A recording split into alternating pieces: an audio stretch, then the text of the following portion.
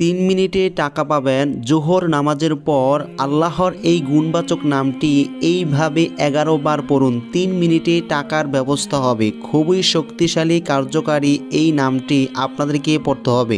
আপনারা এই আমলটি করার পর আশ্চর্য হবেন এবং আপনারা অবাক হয়ে বলবেন যে কিভাবে এত অল্প সময়ে এত বেশি টাকা পাওয়া যায়।